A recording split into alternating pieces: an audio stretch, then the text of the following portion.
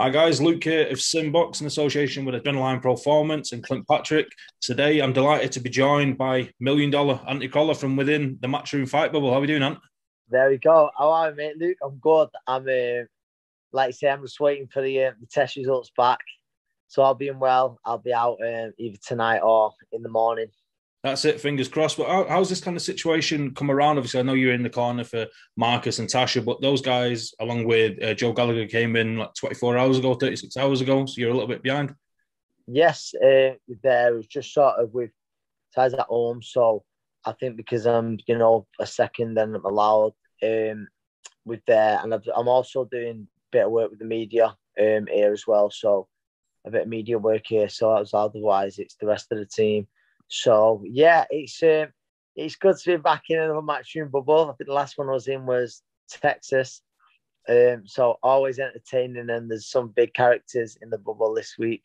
So yeah, I'm sure it'll be lively enough.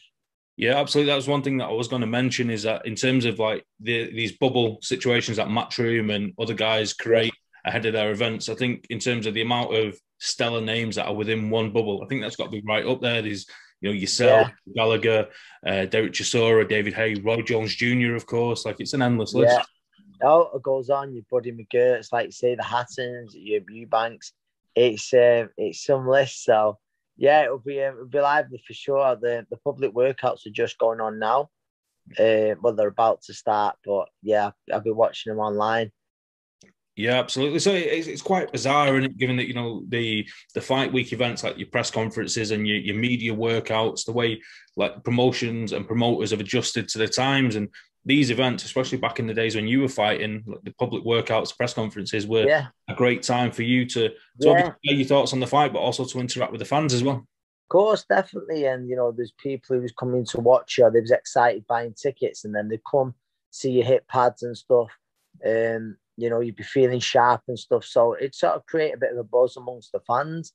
So do you know what? Fair play to like Matchroom just still sort of listen, all promotion, anyone who's putting a show on in this time, and doing that, you've got to take your hat off to them. But obviously, I mean, Saturday's box office, so you'll have like your public workouts and stuff like that. There'll be lots of media, but obviously, again, it's restricted with what's going on. As yourself, it'd be good to have yourself there, but it's still very restricted with what's going on. Yeah, absolutely. So, Ant, let's get straight into it. I was eager to speak to you today, given that you're ideally placed to speak on two of the three biggest fights at the weekend. Let's start with Chris Eubank Jr. against Marcus Morrison. A fight that seemed to come out of the blue for your average boxing fan, if you like, that Chris Eubank, he seemed to have been at that world level. He needs to shake the cobwebs, and Marcus Morrison gets a huge opportunity. How do you see this playing out? Obviously, you don't want to give too much on the way, but I think... No, listen, Joe's set out, he set out his plan for Marcus, and Marcus is in a great place, and I'm not going to sit here and, be delusional where I know Marcus is going in there and he's a huge underdog, but he feels in a great place. The pressure's off him. He's going to enjoy all this fight week. But to him, he always is in fantastic shape. Both him and Junior will be. But, he knows the task ahead of him, and he's relishing, he's chomping at the bit to get going, and he's got nothing to lose in there Saturday night. And he can really punch. I mean, we know how good Junior's chin is, but, he can really punch. And listen, again, Marcus does it. It'll be one of the biggest upsets in recent years in British boxing, but he's giving himself the best possible chance to do it. Yeah, absolutely. I spoke to Marcus a couple of weeks back ahead of this fight, and he seems very mentally strong, given that, he's took his knocks, his losses, some losses that are clearly, he's better than that, and he's recovered from it. He's bounced back. Of course, yeah. So totally, like, he's lost to lads who you wouldn't expect him to. So it's like, what pressure's on me? Not many people are giving me a chance. What I'm going to go out there and show what I can do. And like I say, hopefully it's enough. Like I said, no denying Junior's a very, very good fighter. World-class fighter, as he's proven. But this is Marcus's chance on Saturday night. Yeah, absolutely. So obviously you're a good friend of his, an ex-stablemate, and you'll be in his corner. But, it's fair to say he's the underdog going in this fight. But I'm sure it's in your mind that he's got an underdog with a chance. Yeah, of course. I know we'll get onto it. I think I think, he's a big underdog. Tasha Jonas, big underdog Saturday night, but I think they're both live underdogs. But yeah, like I say, he's giving himself the best possible chance he can to do the job on Saturday night. Like I said, we're not delusional, and Joe set out the plan for Marcus to go out there and, to hopefully do it. Yeah, absolutely. Do you think there's any part of Chris Eubank Jr. that might be overlooking Marcus Morrison? He's looking at the likes of Golovkin, Charlo, Andrade. Do you think there's a chance he could have the ball? I believe he is looking at those kind of names, but I don't believe he'll overlook Marcus. He's very professional. One thing about Chris Eubank Jr. is you can see how hard he works, the shape he gets himself into. I'd be very surprised if he overlooked any fighter. Never mind, Marcus. Yeah, absolutely. It'd be a dangerous game to overlook Marcus. But let's move on to the second of the two fights that you'll be involved in. And for me, this is, fight of the night, fight of the week, fight of the year, possibly. Katie Taylor and Natasha Jonas. A match 9 years in the making, and it's for the undisputed lightweight titles. It doesn't get much more prestigious for either lady in this fight. No, it's listen, Tash is in a great place and mentally so strong, and she believes this is her moment on Saturday night. Again, probably not as big as an underdog as Marcus, but it'd be a shock to a lot of people. It wouldn't be to us and the people around her, because she's looked unbelievable. But listen, that's not denying. Katie Taylor's a special fighter. What she's done for the women's game, unbelievable, and for years and years, just she's got a great. I say it all the time. Clarissa Shields might say different, but I think she's got a great eye to be the greatest woman of all time. I do. But like I say, what I will say is Tash has looked better than I've ever seen her before. She was great for the Terry Harper fight. She looks a lot better now. And she's got to go out there and perform. And if she does what she's been doing in the gym, what Joe set out for her, I believe she's got a brilliant chance of shocking a lot of people. I really do. And like I said, never underestimate or overlook someone as talented as Katie Taylor, but she looks brilliant. Yeah, absolutely. And one thing that I was quite interested to mention with this fight, and again, you'll be ideally placed to speak on it, is, she had the disappointment of the draw with Terry Harper last time out, last August, when many people, thought that she'd won that fight. Yes, it was a close fight, but many people felt like she had to win that fight. Now yourself, I remember being in the Manchester Arena for the first Dallas Perez fight, and that draw felt like a loss. I was disgusted walking out the arena, but, you got the rematch and you put it right, spectacular. Now, obviously, this isn't a rematch with Terry Harper. It's arguably a more prestigious fight. Do you think that's going to fuel fire for Tasha Jonas? Without a doubt, it's like, I'm not going to. It was like you say, it was a great fight what her and Terry put on. Not on screen robbery or out like that, but I thought she'd done enough. I thought she'd definitely done enough, and it'd be like world champion against world champion. So she's very deserving of this fight. She's very deserving of this fight. There's no denying that. But I think, listen, regardless of the decision last time out, if you couldn't get up for fighting one of the greatest women of all time, there'd be something wrong. You'd be in the wrong sport. And but Tash, like I say, she's obviously the Olympic fight, well documented. Great fight. The atmosphere, unbelievable. It's a massive shame. Obviously, we're not going to get that Saturday, but I do believe we're going to get a great fight between. And I think I keep saying it. I keep saying the women's game. Because the quality that we've seen lately, boxing, let's not, categorize the two. But I think this fight on Saturday is going to, both girls are going to go about saying there's going to be a lot of new girls at gyms on Monday after school, because they're going to watch two, very, very talented individuals go at it. Yeah, absolutely. I'm going to put you on the spot a little bit here. Speaking of the fight as like a sporting contest, but do you believe Katie Taylor has hit her peak? And, you're looking at the two fights with Delphine Persoon. Last time out against Gutierrez, she threw the sink at Gutierrez and she couldn't get her out of there. Do you feel like she's... Listen, there's a great chance. I know she looks good last time out, but Kate's been around a long time. You've got to remember that. She's been around a long time. Unbelievable what she was doing as an amateur boxer for years. So it can't go on forever. But we'll see. We'll find out that Saturday night. I believe there's a great chance of what you just said. I think there's a great chance of what you just said. She can't go on forever, especially as she is. Someday you've got to start going down. You know, you reach that peak, there's only one way to go then, isn't it? But listen, we'll see, like I say, Tasha's prepared for the very best Katie Taylor. And well, like I say, we'll see on Saturday night. But I can't wait to see it. Genuinely, like, I feel very lucky to be up close, obviously, with Tasha. But you know, in such a big fight with a girl like Katie. Yeah, absolutely. And finally, just on that fight, even though it's Tasha that's coming up in weight to fight at lightweight, and we've seen Katie Taylor at super lightweight, and even rumours of her going up to 147 at some point. But it seems to be the common consensus, if you like, that Tasha Jonas is the puncher in this. She's got the bigger knockout ratio on her record, and it seems to be either Tasha Jonas by knockout or Katie Taylor by points. Would you go along with that? Tasha can really whack. There's no denying that. With Katie, though, like you say, she's very sharp. She stops a lot of opponents with that sharp counters. Not always counters, but you know, punches in bunches. You know, you could argue that. And a lot of people believe that's the only way Tasha can or will win on Saturday night. But you know, she's prepared to go with Katie when she needs to. And however the win may come, that's how she's prepared. Yeah, we really look forward to that. Now, let's move away from the fights that you're involved indirectly, and maybe some of the facts that you're not directly involved in. But Campbell Hatton is making his Manchester Arena debut, his second pro fight. That his dad's a legend of Manchester boxing, of British boxing as well. It's going to be some occasion. You know, it's disappointing that there's no fans there, but some occasion Campbell Hatton to be walking out as a professional boxer at the Manchester Arena.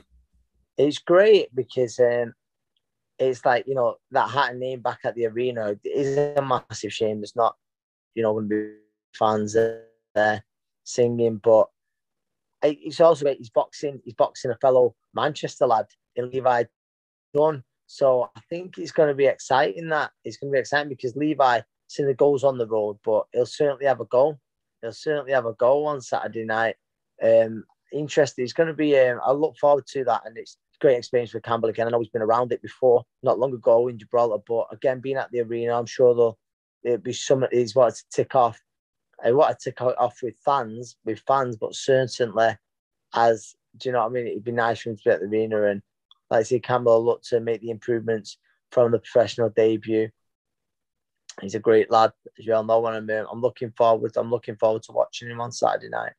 Yeah, absolutely. You know, many people said that you took the mantle on from Ricky Hatton as, you know, the face of Manchester boxing, and you started selling out the Manchester Arena towards the back end of your career with some great world title defences. Now, obviously, Campbell Hatton's following in the footsteps of his dad.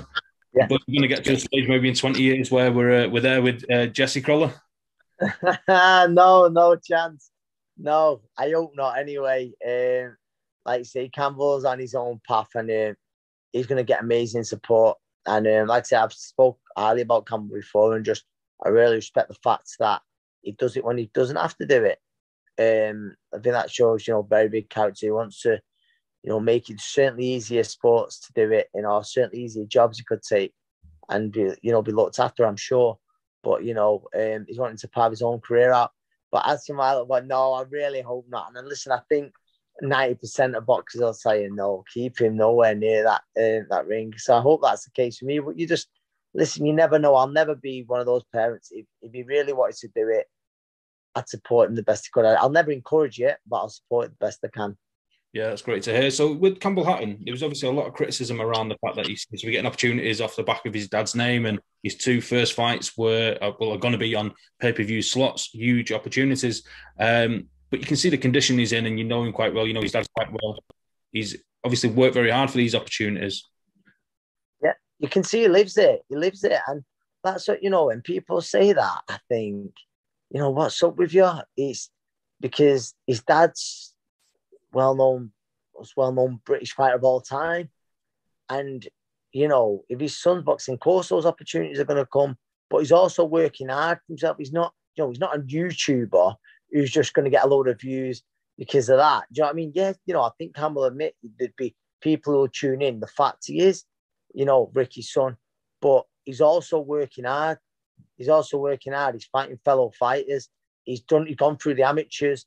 He's been in championships and stuff like that. He's done it proper. So when people say that, I think, no, you know, I don't have that. Yeah, fair point. I think I agree with you there. And just quickly on the main event before we move on, Derek Chisora, Joseph Parker. It's a potentially great fight, but then at the same time, both guys have shown they can have off nights in the past. Where are you sitting on the fence with this one? Do you know what? It's such a tough one to call. It's not with confidence. However, I'm going for Derek on points. I think it'll be entertaining as well. I think second half of the fight, he'll come on strong. I think it'll be close, but I'm going for Derek on points. But we're speaking to Joseph Parker, really he looks great. And I think the addition of Andy Lees to his team, although it's not been too long, will be a good one. I think he's got a great boxing brain.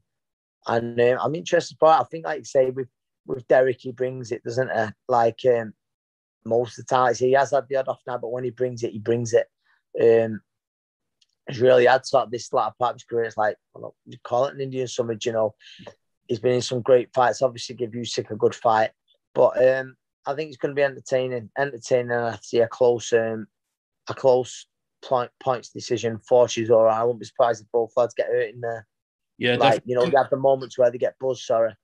Yeah, definitely. I think it's quite interesting to see, you know, the move or the link up with Chisora and David Haye a few years back has really paid dividends for Chisora. Because if you used to go back 5 years, and Joseph Parker was the undefeated WBO World Heavyweight Champion, and Derek Chisora was getting beat for the European title to Caballero. Had this fight happened back then, it would have been like an 80-20 in favour of Joseph Parker, and now it's now it's a real 50-50. I think it's a real 50-50, and obviously last time out Parker didn't look great at all, did he? He didn't look great at all. Whereas Chisora has been in some good form. I know he lost to Usyk, but he gave a great account of himself. So yeah, it just shows you sort of like you say, he's been around a lot. There was years ago, like back then, you would have thought that's Derek done now. There's been a few times I've fought myself, but you can never write him off. Yeah, absolutely. So, and of course, this fight's going to take place at the Manchester Arena behind closed doors. It was a place, as we mentioned, you've sold out many a time. How do you feel you would have adapted to fighting behind closed doors if you had to take that on? Do you know what, Luke? I'll be honest. I think I've said this, you know, to people before. I think I'd struggle. I'm not going to sit here and say, oh, you know, a fight's a fight, and once the bell goes, it's just me and him.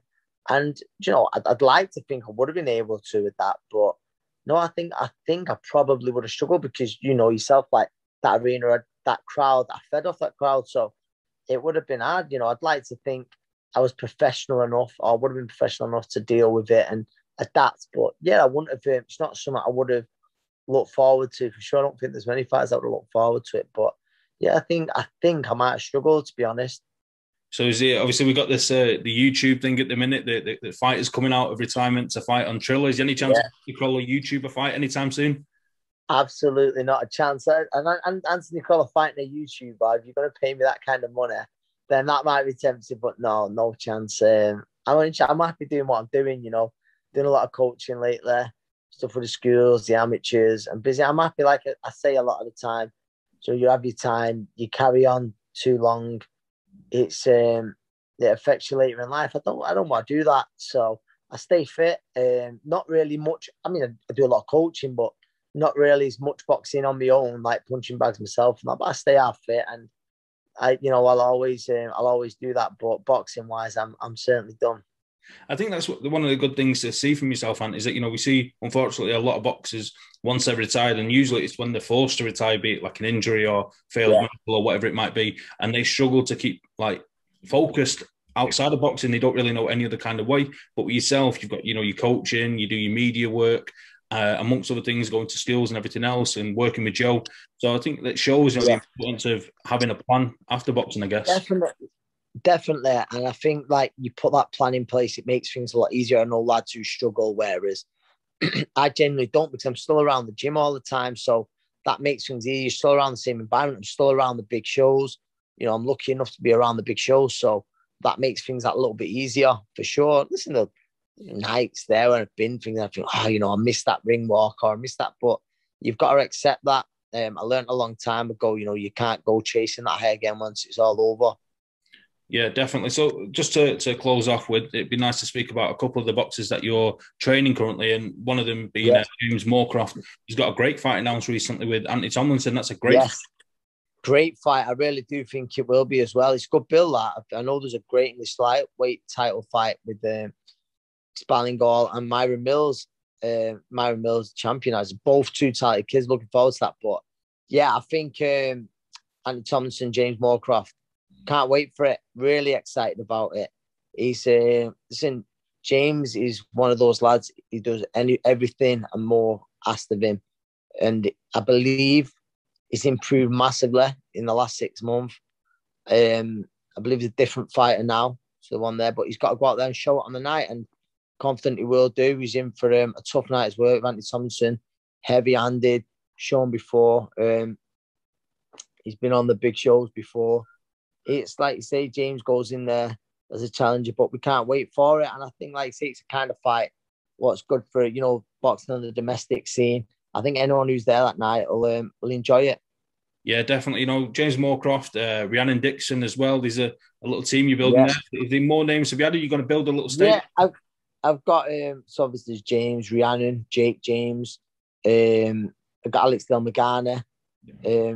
So Alex is super hard worker. He's just sort of getting himself. He's just been over in Dubai sparring with Carl Frampton. That's why it's late, when he was back. So he's back in the gym now, and summer hopefully pops up over the summer for him. Rhiannon Dixon, I'm hoping she's going to be on the show very soon. I've got massive hopes for her. I've said it, before. For someone who's only had 2 professional fights with no amateur background, I think she's a special talent. I really do. I think she's going to be very, very good, very good. And then obviously Jake's looking well now. I'm happy. Like, for the first time in the last 12 months, he looks like a fighter again. He let himself go a little bit. He had an hand injury, ballooned up in weight. He knows that can't happen again. But, great boxing IQ, very clever, technically good. And I look forward now. Look forward to getting him out. He's out a few weeks later in a 6-rounder, getting back out. So, yeah, I mean, there's more as 1 or 2 fighters I work with as well. But we'll see. I said at first, I was like, no, I don't want to take any pros on yet. But things change, don't they? I don't know. We'll just see. Exciting times. And of course, there's the new Fox Amateur Boxing Club. There was a terrible down at the old club, and now you've got set up. It's a fantastic little environment, a great gym that you've got set up there. And again, it enables you to do your job with these guys in the gym. Of course, we've got some good amateurs coming through. Last night we opened it to first time for like the kids on the estate and stuff. That's going to start getting busy now. Because we had to just be careful, with restrictions and stuff like that. So it's great to have them in. On the estate there. It's a kind of estate where, you'll get a few fighters naturally. So that's good. And yeah, like I say, boxing all the time with me. But listen, I love it. Exciting times, Ant. Well, I'll let you get back to your evening. You'll get out the bubble soon enough. You can go and join Yes. Roy Jones. Bubble and join the madness. That's it. Luke, good to speak to you, mate. Yeah, top man. I wish you and the team the best of luck, and I'm sure we'll catch up. Take care. God bless them. Thank you very much.